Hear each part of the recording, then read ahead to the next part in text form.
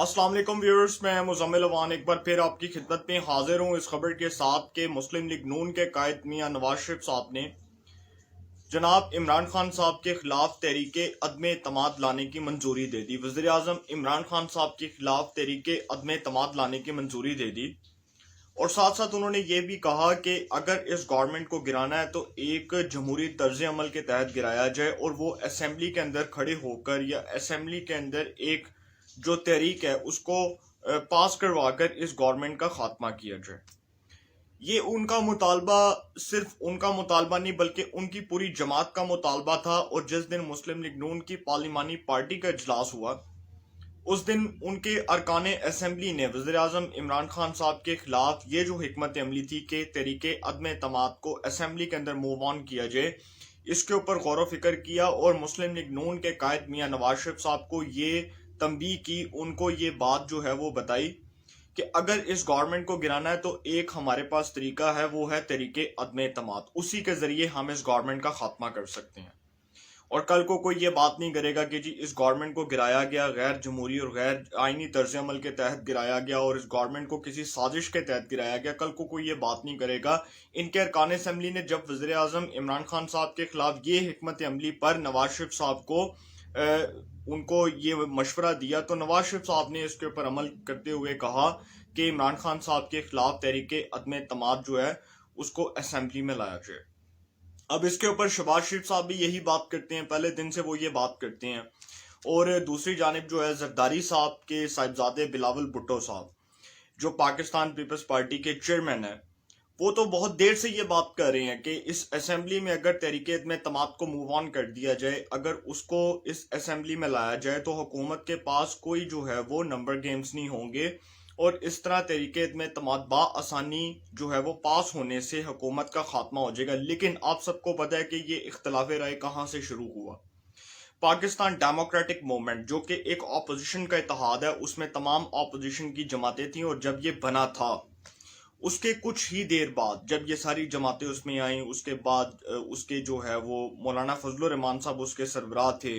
शाहिद खाकान अब्बासी साहब को भी ओहदा मिला, हाफिज हमदुल्ला साहब जो हैं वो उसके तर्जुमान थे। तो ये जो पाकिस्तान डेमोक्रेटिक मूवमेंट थी जो ऑपोजिशन का एक इत्तेहाद था, इस ऑपोजिशन के इत्तेहाद के अंदर पाकिस्तान पीपल्स पार्टी और अवामी नेशनल पार्टी ANP, इन दोनों ने इसलिए जो है वो इससे जो आप कह सकते हैं कि इससे उन्होंने किनारा कशी इख्तियार की थी। उसकी वजह ये थी कि जब पाकिस्तान डेमोक्रेटिक मूवमेंट के प्लेटफॉर्म से मुस्लिम लीग नून और जमीयत उलमा इस्लाम ने तहरीके अदम एतमाद की मुखालफत की तो पीपल्स पार्टी ने पूछा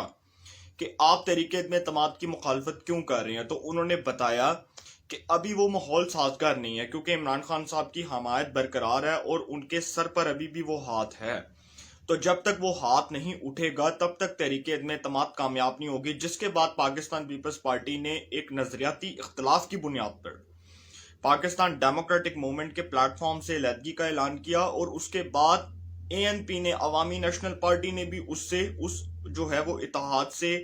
पाकिस्तान डेमोक्रेटिक मूवमेंट के इत्तेहाद से अलहदगी का ऐलान कर दिया। इस तरह जो है वो पाकिस्तान मुस्लिम लीग नून और जमीयत उलमा इस्लाम दोनों जो थी वो पाकिस्तान डेमोक्रेटिक मूवमेंट के प्लेटफॉर्म से ऑपोजिशन करती रही। उन्होंने इत्तेहाद को नहीं तोड़ा, लिहाजा उन्होंने ऑपोजिशन को बरकरार रखा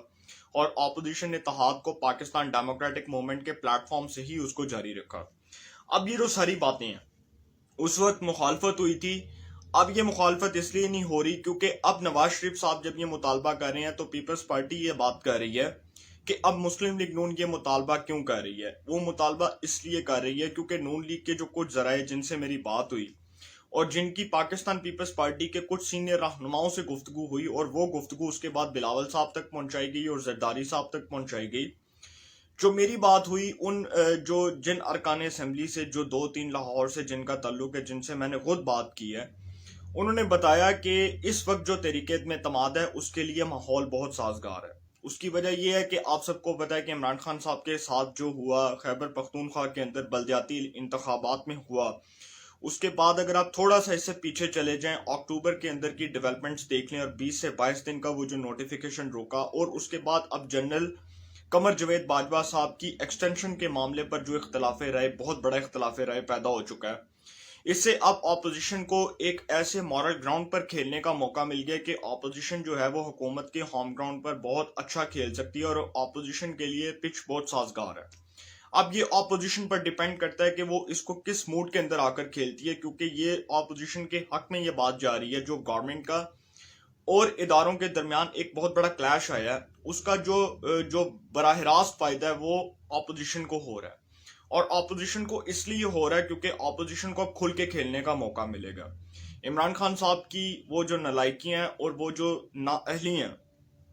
उसका बराह रास्त फायदा जहां पर अपोजिशन को हुआ तो वहीं पर अपोजिशन को अब ये माहौल भी मिल गया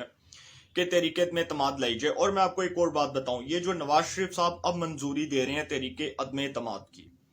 आप सबको बताऊं कि इस पाकिस्तान में जितने भी वुज़राए आज़म गए, जितने भी, मैं किसी पर इल्ज़ाम नहीं लगाऊंगा, मैं किसी को ब्लेम नहीं करूंगा, कभी भी वो किसी की जो है वो किसी के इशारे के बगैर नहीं गए। देखें, इशारे पाकिस्तान की सियासत में बहुत मैटर करते हैं और इमरान खान साहब के खिलाफ अब ये जो तहरीके में एतमाद आ रही है ये भी एक इशारा है। और वो इशारा कहाँ से है ये सबको पता है कि वो कहाँ से आता है, और ये इशारे बहुत मुस्बत होते हैं। इनको कहा तो बहुत मुस्बत जाता है। आप सबको पता है कि चेहरे में वो जो है वो चेहरे के ऊपर वो डाम कर मलबूस अफराद जो हैं वो आजकल सड़कों पर फिरते हैं और लोगों को नहीं पता होता कि वो लोग कौन हैं। जबकि इस तरह के जो लोग हैं,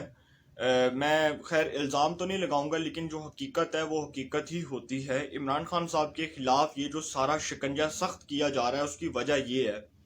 कि अब इमरान खान साहब की हमायत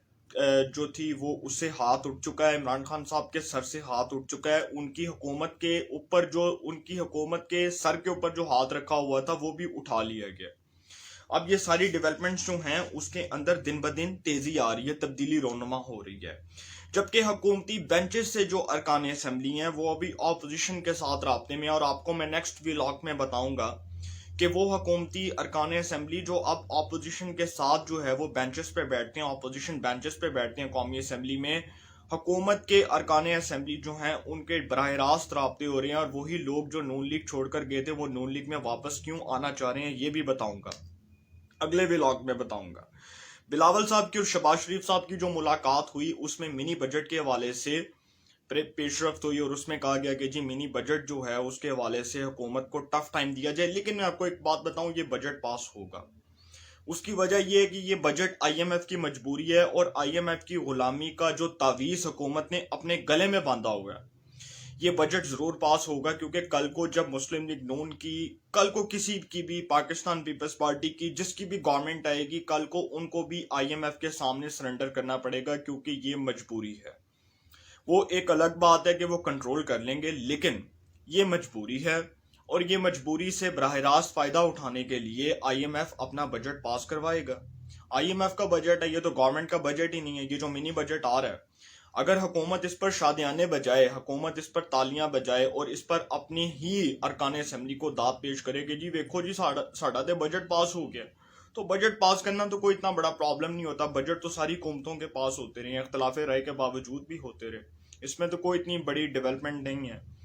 लेकिन ये बजट पास होना आईएमएफ की मजबूरी है और आईएमएफ की मजबूरी का बराह रास्त फायदा जो है वो गवर्नमेंट को नहीं होगा बल्कि आईएमएफ को खुद होगा, क्योंकि ये आईएमएफ का बजट है।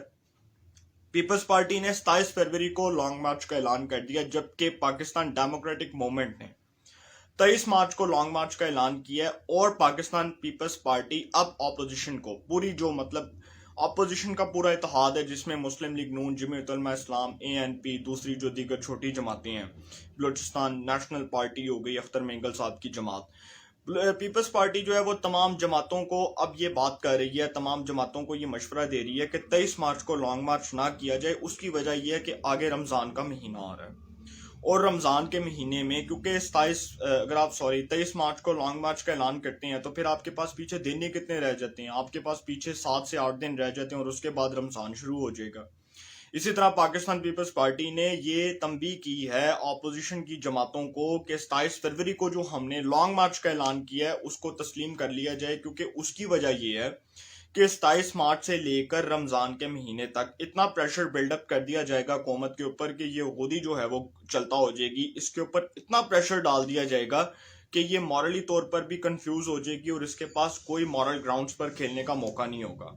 یہاں تک یہ بات کی گئی ہے اور عدم اعتماد کے امکانات بڑھ چکے ہیں. آپ دیکھیں گے کہ آئندہ آنے والے ہفتوں میں جو ڈیولپمنٹس ہونے جا رہی ہیں،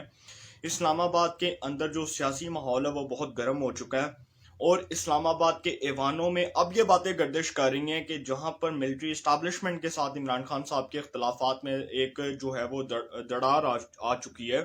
اسی طرح حکومت جو ہے اس کو اپوزیشن سے بھی اب نقصان ہو سکتا ہے، اور براہ راست نقصان ہو سکتا ہے، اور اس کے کیا امپیکٹس ہوں گے یہ آنے والے دنوں میں پتہ چل جائے گا. انشاءاللہ اس حوالے سے جو بھی اپڈیٹس ہوں گی آپ کو انفارمیشن ملے گی. انشاءاللہ پھر ملاقات ہوگی. اپنا بہت خیال رکھیے گا. اللہ تعالیٰ آپ سب کو خوش رکھے. ملک پاکستان پہ اپنا خاص کرم فرمائے.